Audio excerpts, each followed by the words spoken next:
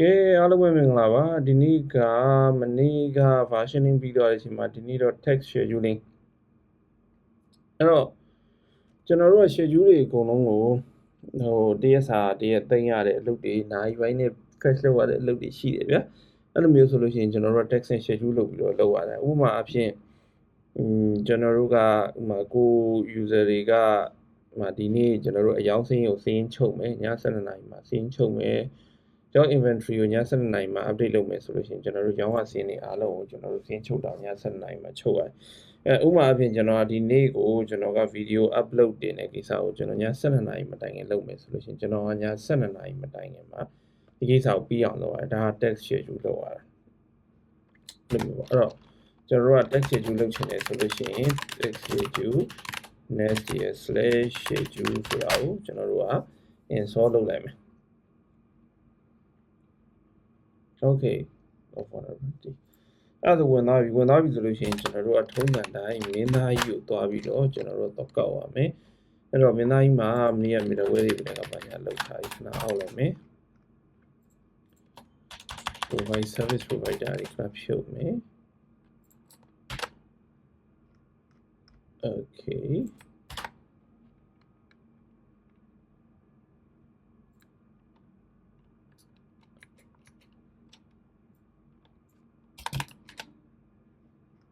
နော်အဲ့တော့ကျွန်တော်တို့ကဒီမှာသွားပြီးတော့အဲ့လိုမှဆိုတော့ကျွန်တော်တို့ထုံးစံတိုင်းကျွန်တော်တို့ရဲ့မင်းသားကြီးကိုဒီနားမှာ module ဆိုရင် import လုပ်မယ် import မှာဘာလုပ်မှာလဲဆိုလို့ရှိရင်ကျွန်တော်တို့က schedule module.for root ဆိုပြီးတော့ကျွန်တော်တို့ကလုပ်မယ်အဲ့ဒါဆိုရင်ကျွန်တော်တို့က module ကို import လုပ်ပြီးသွားပြီ import class ရဲ့ကနေ module လုပ်ပြီးသွားပြီဆိုလို့ရှိရင်ကျွန်တော်တို့ကသုံးမယ်ဆိုလို့ရှိရ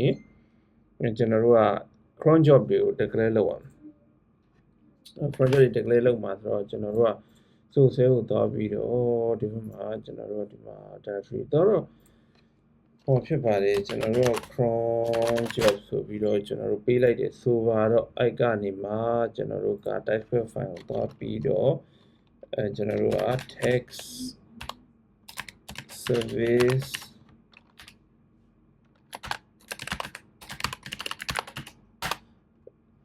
တော့ဆိုပြီးတော့ပေးလိုက်လို့ရှိရင်ကျွန်တော်တို့ကဒီမှာဆိုလို့ရှိရင်ကျွန်တော်တို့ကဒီအမျိုးပေါ့နော်ကျွန်တော်တို့ text service schedule.typescript ဆိုပြီးတော့လုပ်ပေးတတ်တယ်ဒီမှာတော့သူ documentation နဲ့ကြော်ဖြစ်တာပေါ့နော်အဲ့တော့ကျွန်တော်တို့ကပေးချင်တဲ့အချိန်မှာ export inject table ကိုထည့်မယ်ပြီးသွားပြီဆိုလို့ရှိရင်ကျွန်တော်တို့က export class text service schedule ဆိုပြီးတော့ကျွန်တော်တို့ပေးလိုက်မယ်ပြီးလို့ရှိရင် private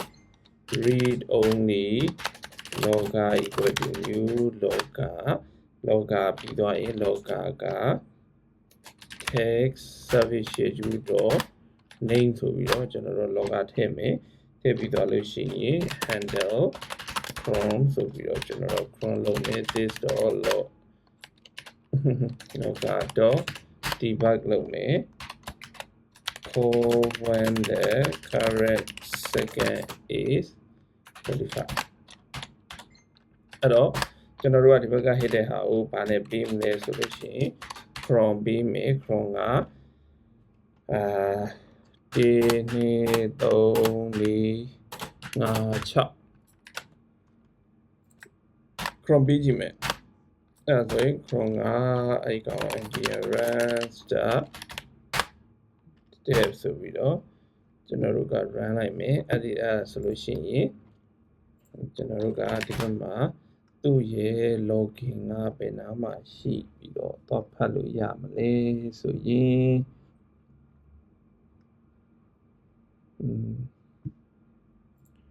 ဒီမှာ run သွားတာအဲ့ဒါဆိုလို့ရှိရင်ကျွန်တော်တို့ကဒီကောင်ကို handle cron လုပ်တဲ့အချိန်မှာ go.log schedule call ဆိုပြီးကျွန်တော်တို့ run လိုက်ရော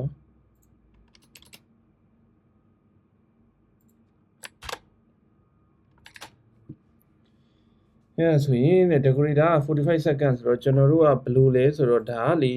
အဲ့ဒါကဟို standard ရှိရဗျာ standard ဆိုတာဘယ်လိုပြောရမလဲသူကအဲ့ဒါက Laravel ပေါ်မှာတော့ helper နဲ့ခေါ်အဲ့ဒီအဲ့လောက်မခေါ်ရတော့ဘူးတကယ်တော့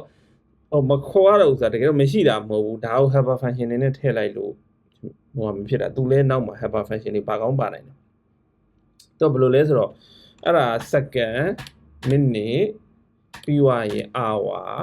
ပြီးွားရင် date of month ပြီးရင် month ပြီးရင် day of week အဲ့လိုမျိုးသူကခေါ်လို့ရတယ်အဲ့တော့အဲ့ခေါ်လို့ရတဲ့ဟာကဘာနဲ့လဲဆိုတော့အဲ့ဒီကောင်ကဘယ်ကနေပြီးတော့ဆက်တော့ကျွန်တော်တို့က touch ဖြစ်ပြီး derive ဖြစ်လာလဲဆိုတော့ Linux တွေမှာ cron job တွေပေးတဲ့အခါမှာအဲ့ဒီ format တိုင်းပေးတော့ကျွန်တော်ခဏလေးเนาะ cron tab ဟာကိုကြည့်ပေးမယ် cron tab ရဲ့ဟုတ်ပြီ syntax ကfee က left ကကျတော့သူက cron tab ကတော့ second တော့မဟုတ်ဘူးဒါကဒီက second နဲ့စတယ် cron tab မှာဆိုရင် minute hour day of month day of week ဆိုပြီးတော့1 2 3 4 5ခုပဲရှိတယ်အဲ့ဒါကလည်း star ပဲဒီဟိုမှာကျတော့ day of week ဖြစ်သွားတယ်အဲ့တော့ဒါလေးက star တစ်လုံးပို့လာတယ်ဒါပေမဲ့ method ကအတူတူပဲအဲ့ဒီကောင်မှာ star မှာစောနာဒီမှာဆိုရင်45ဆိုရင်45 second ဒီနိုင်ရဲ့45 second down ဆိုကြီးရောက်တာ ਨੇ သူကခေါ်မှာ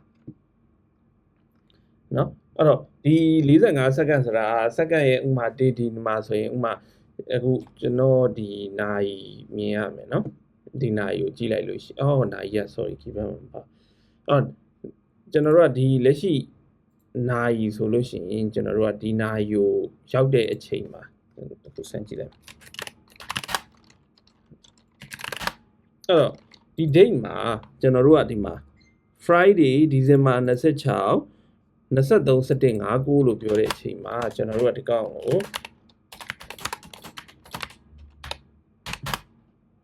watch ကလည်းမရှိအဲ့တော့ဒီကောင် date ကိုခေါ်လိုက်တဲ့အချိန်မှာဒီအခု45ဆိုတာဒီ23 14 45မှာခေါ်မယ်23 15 45မှာခေါ်မယ်23 16 45ဒီ second တန်ဒီ45ကိုမှတ်တင်းကို hit တဲ့အချိန်မှာမှခေါ်မှာကွက်တီပဲခေါ်မှာဟို45 second တစ်ခါခေါ်မှာမဟုတ်ဘူး1မိနစ်ရဲ့ဒီ45 second ကိုရောက်တိုင်းမှာဒါကိုအလုပ်လုပ်မှာဒါအဲ့လိုမျိုးအဲ့တော့ဒီဘက်ကဟာလည်းအတူတူပဲဒါဒီ7မိနစ်နဲ့45ဆိုလို့ရှိရင်ဒါဒီမိနစ်တိုင်း7မိနစ်ချာ7မိနစ်ချာတစ်ခါခေါ်နေမှာမဟုတ်ဘူးအခုကျွန်တော်တို့ကဒီကောင်ကိုခေါ်ရင်17နာရီ15မိနစ်ဆိုလို့ရှိရင်ကျွန်တော်တို့ကဒီကောင်ကိုမခေါ်တော့နောက်ထပ်ပြီးတော့12နာရီဆိုရင်00ဖြစ်သွားမယ်12နာရီ7မိနစ်နဲ့45စက္ကန့်မှာတစ်ခါခေါ်မယ်တနာရီ7မိနစ်နဲ့45စက္ကန့်မှာခေါ်မယ်ဆိုတော့24နာရီ quarter တစ်ခုလုံးမှာ12ခါပဲခေါ်မယ်သို့တော့ဒါမျိုးပြောင်းလိုက်တယ်ဆိုရင်7မိနစ်ရဲ့စက္ကန့်တိုင်းမှာခေါ်ရင်ခေါ်မယ်နော်အဲ့တော့ကျွန်တော်တို့ကဘယ်မှာခေါ်ခြင်းလဲ10မိနစ်ကို2ခါခေါ်ခြင်းရင်2ခါပေးလိုက်10မိနစ်ကိုအချိန်တိုင်းခေါ်ခြင်းရင်စက္ကန့်60တော့ပေးမနေနဲ့ပေါ့ဗျာ2မိနစ်တစ်ခါခေါ်ခြင်း30နိုင်ဝက်တစ်ခါခေါ်ရင်15မိနစ်တစ်ခါခေါ်ရင်5မိနစ်တစ်ခါခေါ်မယ်ဆိုလို့ရှိရင်ဟုတ်မယ်စနစ်5မိနစ်တစ်ခါခေါ်ဒါဆိုရင်တော့မိနစ်60ဗျာခေါ်မနေနဲ့တော့ star ပဲပေးလိုက် star ဆိုပေးလိုက်မိနစ်တိုင်းခေါ် okay အဲ့တော့ကျွန်တော်တို့ကဒီမှာဆောနာဒါဒီတကယ်ကြီးကိုဒီဒေးကြတဲ့ဟာတကယ်လို့မဟုတ်ဘူးကျွန်တော်တို့ကဘောပါခေါ်ခြင်းလဲဆိုလို့ရှိရင် from expression ရဲ့ dot every fasioman midnight fasioman at noon to ဘယ်နဲ့ကပါညာ35 okay ဒါဟိုဆောနာပြောတဲ့ helper function ဆိုတော့ဒီဟာကိုကျွန်တော်ပြောဒီဟိုမှာဘယ်နာရီကိုသွားမှလဲ9နာရီ10နာရီ17နာရီ hour every minute every quarter second weekday weekend year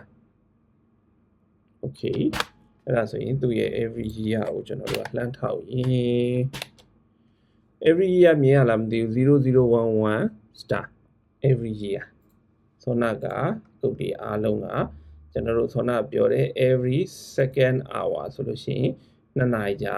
တစ်ခါ okay အဲ့ဒါဆိုလို့ရှိရင် every hour ဆိုလို့ရှိရင်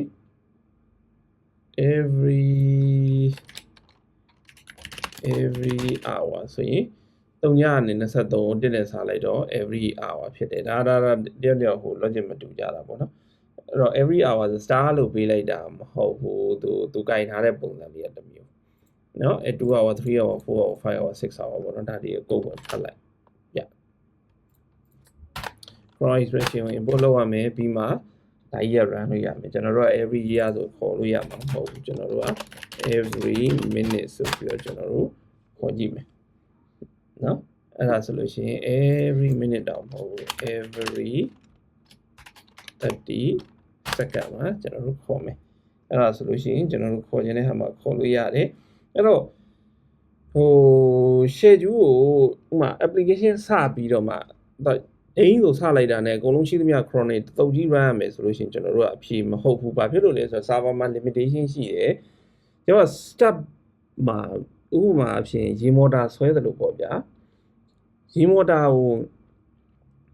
တဲကုန်းတို့ရေမော်တာတို့ကိုဆွဲတယ်ဆိုရင် starter လုတ်ပြီး starter လုတ်ဆိုတာရှိတယ် starter လုတ်ကဘယ်လိုဆွဲလဲဆိုလို့ရှိရင်ရေမော်တာတစ်လုံးကိုဥမာတကောင်1000ဝက်နဲ့အကျမ်းမြေမျှတယ်ဆိုပါစို့ဗျာတကယ်တော့650ဝက်လား900လားပဲရှိတာဒါပေမဲ့အဲ့ကောင်ကိုတကောင်ရတယ်ဆိုပြီးတော့ဒီတိုင်းသွားထည့်လို့မရဘူးအဲ့တော့တကောင်ရကျင်တယ်ဆို starter လုတ်က3ဆရှိတဲ့အတွက်ကြောင့်မို့လို့စောနာက900ဝက်ဆိုလို့ရှိရင်2100ဝက်ဆွဲနိုင်တဲ့အတွက်ကြောင့်အနည်းဆုံး2500လောက်ဆွဲမှ starter လုတ်ကခံနိုင်တယ်เนาะအဲ့တော့3000ဝက်လောက်မှဒီ aircon ဒီလှုပ်ရှားတစ်စက်မှမရှိဘဲနဲ့ဒုံးဆို run နိုင်တယ်အဲ့ဒါကို starter လုတ်လို့ခေါ်တယ်အဲ့တော့ application ကိုစတွက်တယ်စပြီးတော့ launch လုပ်လိုက်တာ ਨੇ ဒီ cron ကတစ်ခုတည်း run မှာမဟုတ်ဘဲနဲ့ကို cron က1000လောက်ကြီးရောဆိုပြေး run ရမယ်ဆိုရင်ဒီ application တွေတပြိုင်တည်း run လိုက်တဲ့အချိန်မှာဖြစ်လာနိုင်တဲ့လုပ်တွေပါတွေကိုကျွန်တော်တို့ကစဉ်းစားရတယ်အဲ့တော့ကျွန်တော်တို့ကဘယ်လိုမျိုး run လို့ရလဲဆိုလို့ရှိရင် JavaScript ရဲ့ arithmetic ကိုကျွန်တော်တို့ကယူပြီးတော့ run လို့ရတယ်တဲ့အဲ့ဒါဘယ်လိုလဲဆိုတော့ cron new date.now about 10မြောက်ခုစေရတော့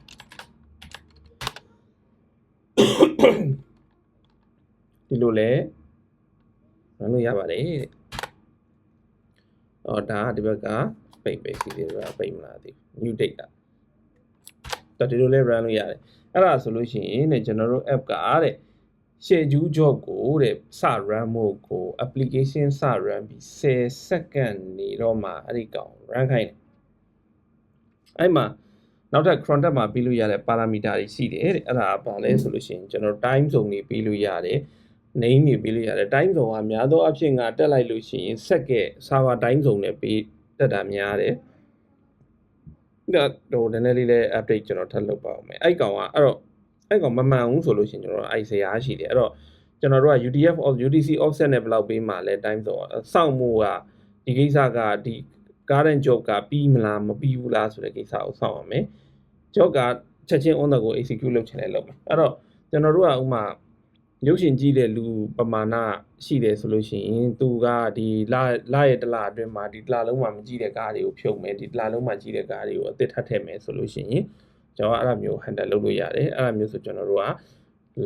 ညတိုင်း24နာရီတစ်ခါပြည့်တိုင်းဒီရုပ်ရှင်ရဲ့ LRU ကိုကြည့်မယ် LRU ကြည့်ပြီးတော့ least recently used နေတဲ့ကောင်ကိုကျွန်တော်တို့ရဲ့ cache တွေကနေဖြုတ်ချတာပေါ့နော် for example အဖြစ်အဲ့တော့ကျွန်တော်တို့ဒီမှာနောက်ထပ်ပြီးတော့ notification service ဆိုလို့ရှိရင်လည်းဒီမှာသူ file ထဲမှာထည့်လိုက်ပြီးတော့ notification service ဆိုပြီးတော့ပေးလိုက်လို့ရှိရင်ဒီထဲမှာ injectable ကဘာဖြစ်မလဲဆိုရင် 8 plus notification service ဆိုပြီးတော့ကျွန်တော်တို့ကပေးမယ်ပြီးရင် cron ဆိုပြီးတော့ Papillon star 0 star ပြီးတော့ comma name က notification ပြီးွားရင် time zone က 0/Paris ပြီးရင် trigger notification ဆိုပြီးတော့ကျွန်တော်တို့က application ဟောတစ်ခုရေးမယ်အဲ့တော့ကျွန်တော်တို့ကဒီဘက်မှာ Asia/Rangoon ဆိုပြီးတော့လည်းထည့်လို့ရတယ်အဲ့တော့ကျွန်တော်တို့က time zone ကနေခဏလေးကျွန်တော်တို့က Node.js time zone တော့ကြည့်မယ်ဆိုလို့ရှိရင် Node.js time zone list ကိုကြည့်လိုက်မယ်time zone ကို JavaScript မှာတောင်းရင်းနဲ့အဲ့ဒါနှစ်လိုင်းရှိတယ်နှစ်လိုင်းဆိုတော့ဘာဖြစ်လို့လဲဆိုလို့ရှိရင်အဲ့တော့ comment ကတဲ့သူဒီမှာ official time zone က Chromium မှာပြဿနာတက်ထားတယ်time zone က zone info မှာ zone info ကပြဿနာရှိတယ်ဆိုတာကဘာဖြစ်လို့လဲဆိုတော့ဟိုဟာမှာ तू ကဟိုနှုတ်မှာတော့ကျွန်တော်မဖြစ်ဘူး तू ကဟိုပါလေ Uniqueness environment ဆိုဒီကောင်ကိုတောင်းကြည့်လိုက်မယ်ခဏလေးနော်အဲ့ဒါဆိုရင် तू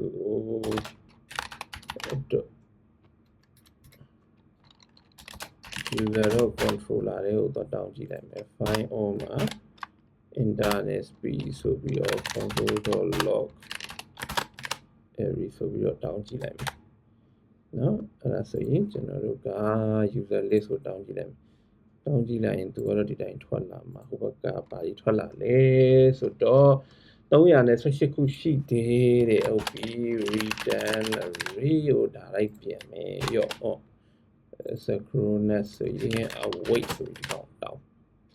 မဟုတ်ဘူးတဲ့အဲ့ဆိုသူ synchronous လုပ်ပြီးတော့ကစ်လိုက်မယ်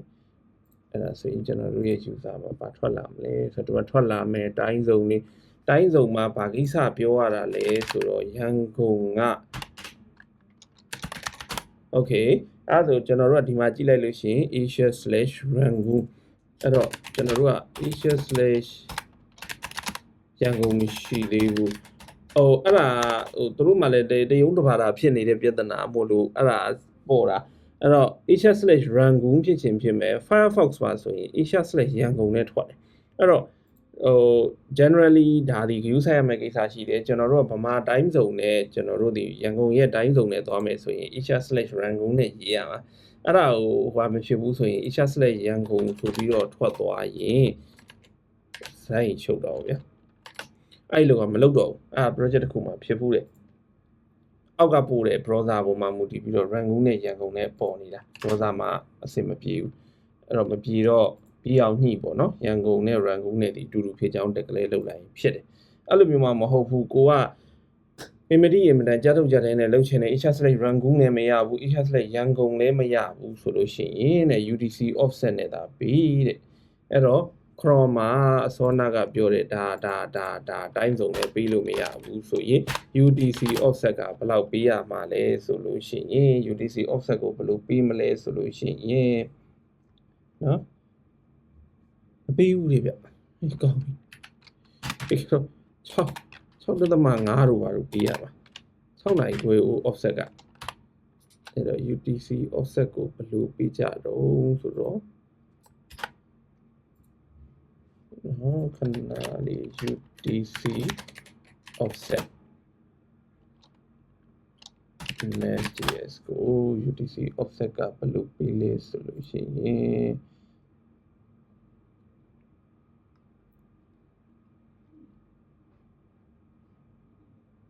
time zone နဲ့ပြီးတယ်ဟုတ်ပြီ UTC offset ကဒီလိုတဲ့ရော့ plus 0.00ဆိုပြီးပြီးလို့ရှိရင် UTC offset မှန်ပါတယ်တဲ့ okay UTC offset ကိုဘာကိစ္စပေးလို့မရတာတော့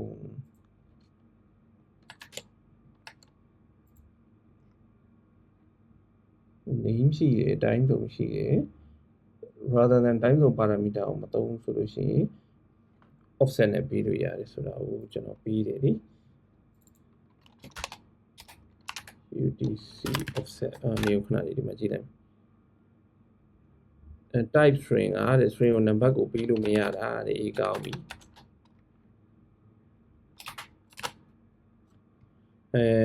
နေကို AI ကမှားထည့်လိုက်တာ UTC offset က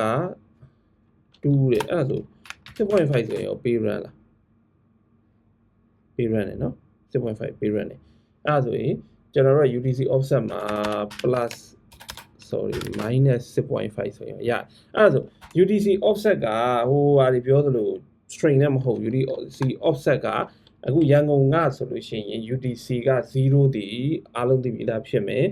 Greenwich ရွာမှာတွက်တဲ့အတွက်ကြောင့်မလို့ UTC UK စံတော်ချိန်နဲ့တွက်တာပေါ့နော်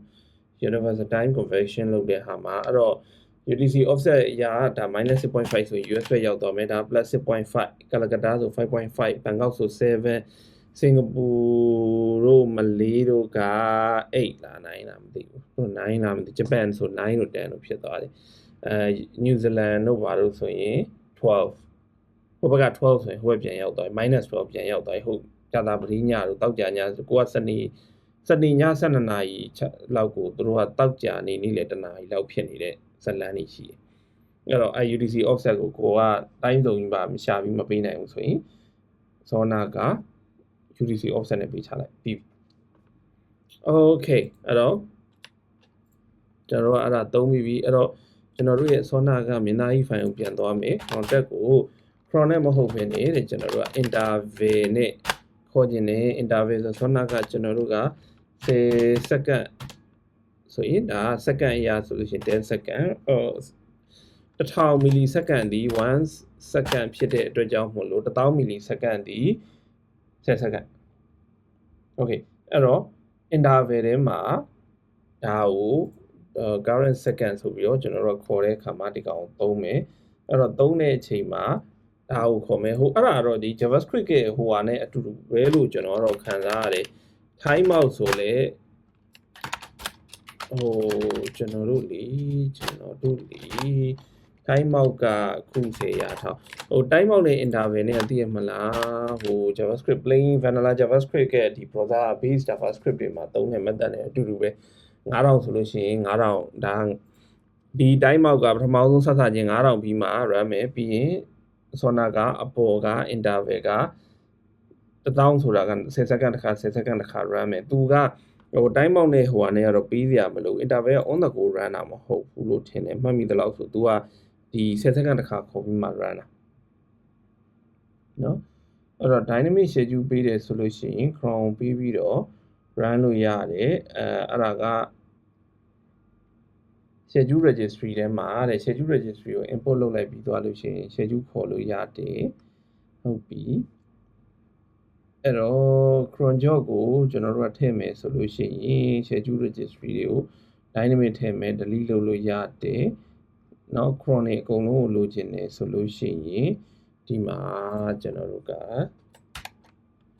ခုန user ထဲမှာပဲသွားကင်ကြည့်အောင်ပြင်းပြင်းနဲ့အဲ့ဆိုဒီကောင်ကို comment အောက်လိုက်မယ်ရော့နော်အဲ့တော့ constant job equal to this dotသူက schedule registry လို့တယ်အဲ့ဒါဆိုရင်ဒီထဲကိုသွားပြီးတော့ကျွန်တော်တို့ထုံးစံအတိုင်း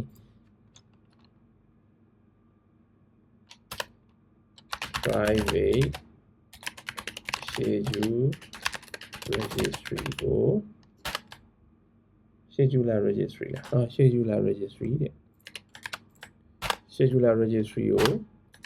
ကင်လိုက်ရင် scheduler registry ကြီးကဝင်လာပြီဆိုလို့ရှိရင်ကျွန်တော်တို့ကဒါလေးနေရအဲ့ဒါဆိုရင်ကျွန်တော်တို့ကဒီမှာဘာလုပ်မလဲဆိုရင် this dot constant job equal to this dot scheduler registry dot get cron job ဆိုပြီးတော့ကျွန်တော်တို့ကတောင်းမယ်ပြီးသွားလို့ရှိရင် job for each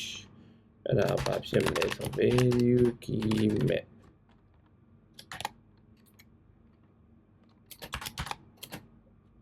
okay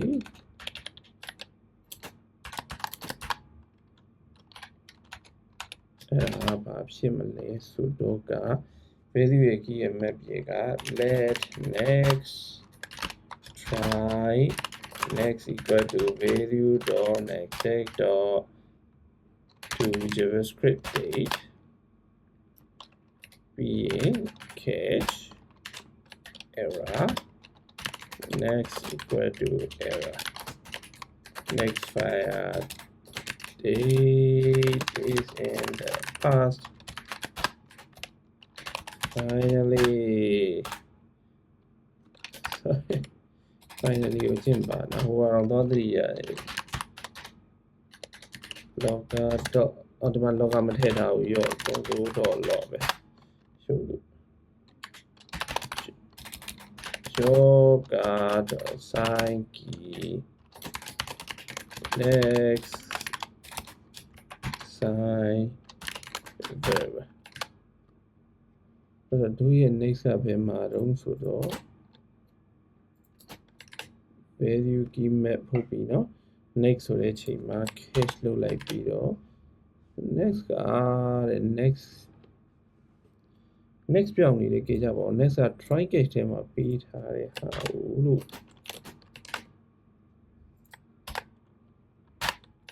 ဟောအဲ့ဒါမထုတ်လို့ဆိုပြီးတော့ရွာလေးနေဖြစ်မယ် run နေ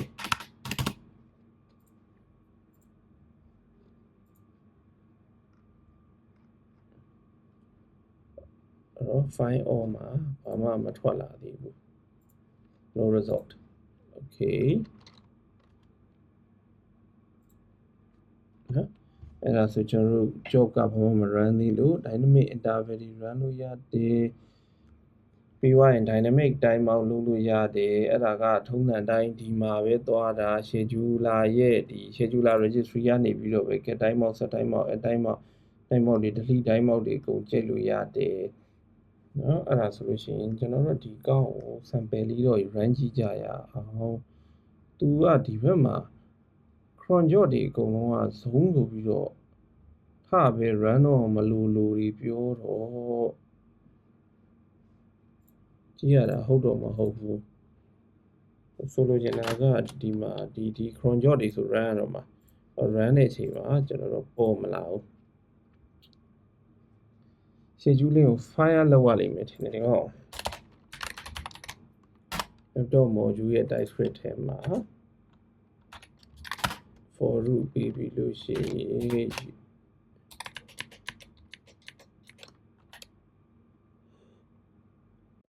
တော့အခုဟိုအဖြေရထွက်သွားပြီဟိုဟာလေး TypeScript မှာ ts6 ဆိုပြီးတော့ပို့ထားတယ်အခုဒီမှာ schedule တွေတောက်လျှောက်ခေါ်နေပြီအဲ့ဒါဆို every second ဖြစ်မယ်အဲ့ဒီမှာကျွန်တော်တို့ကဒီမှာ every second မခေါ်ခြင်းဘူးဆိုရင် time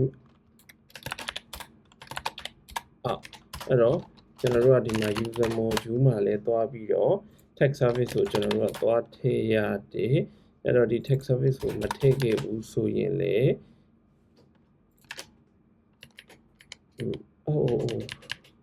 အဲ့ကျွန်တော်တို့ကအစောနာက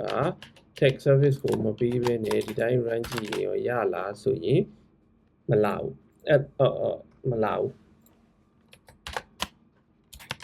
နော်အဲ့တော့ကျွန်တော်တို့ဒီထားမှာဒီ schedule ကို run နေတယ်ဆိုလို့ရှိရင်ကျွန်တော်တို့ကဒီထဲမှာသွားပြီးတော့ logger တွေမဟုတ်ဘူးကျွန်တော်တို့ကဒီမှာ text service အဲ့ဒီအားလုံးကို provider ထဲမှာသွား run တော့မှာဒီမှာ scheduler ကြီးကခေါ်လာမယ်အဲ့တော့ကျွန်တော်တို့ထဲမှာ module ကအဓိကက controller ပဲ provide လုပ်မဲ့ service တွေအားလုံးကအဲ့ထဲမှာ declare လို့အခုဒီမှာ logger ကိုမကြီးညာဘူးဆိုရင်လည်းဒီမှာ logger က error တက်လာမယ်အဲ့ဒါမျိုးဆိုလို့ရှိရင်ကျွန်တော်တို့ကတချို့လိုအပ်တဲ့ logger တွေပါအားလုံးကိုဒီထဲမှာကြီးညာပေးဖို့လိုတယ်အခုကျွန်တော်တို့ကဒီမှာ sona က time out ကိုကျွန်တော်တို့ကခုစေရကျွန်တော်တို့9000ပေးမယ်အဲ့ဒါဆိုလို့ရှိရင်လည်းကျွန်တော်တို့ကဒီနေ့3 4 5 6ခေါ်တောက်လျှောက်ခေါ်နေနော်အဲ့တော့ set time out ကိုကျွန်တော်တို့က schedule ပေးပြီးတော့ set time out run မယ်ဆိုလို့ရှိရင် run ပြီးသွားပြီဒီနေ့3 4 5 schedule ကို ပြီးပြီတစ်ခေါက်ပဲ3 4 5နောက်ထပ်မှမခေါ်တော့ဘူးသတိထားပြီးကြည့်လိုက်တစ်ခုပဲခေါ်တော့တယ်အဲ့လိုမျိုးမဟုတ်ဘဲနဲ့ interval နဲ့ပြီးလိုက်မယ်ဆိုရင်တော့တစ်မျိုးတစ်မျိုးပြောင်းသွားမယ်အဲ့ဒီကောင်ကဘာဖြစ်မလဲဆိုလို့ရှိရင် interval ကိုပြောင်းသွားမယ်အဲ့တော့ဒီမှာ3 4 5တစ်ခေါက်ခေါ်ပြီ1 2 3 4 5နောက်ကြိမ်ထပ်ခေါ်တော့ interval 5စက္ကန့်တစ်ခါ5စက္ကန့်တစ်ခါခေါ်မယ်ဟိုဟာဒီ time out ဆိုတာအဲ့ဒါ JavaScript ရဲ့ set time out နဲ့ဟိုဟာနဲ့အတူတူပဲအဲ့ဒီတော့အားလုံးကိုကျေးဇူးတင်ပါတယ်ဗျာဒီနေ့ကျွန်တော်ရဲ့ဟာလေးနဲ့အချိန်လေးနဲ့နောက်ကျသွားတယ်ပေါ့နော်ဘာဖြစ်အချိန်ပေးပြီးတော့စောင့်ကြည့်လို့အားလုံးအထူးကျေးဇူးတင်ပါတယ်ဗျာ Merry Christmas and Happy New Year ဖြစ်ပါသေးအားလုံးကျေးဇူးတင်ပါတယ်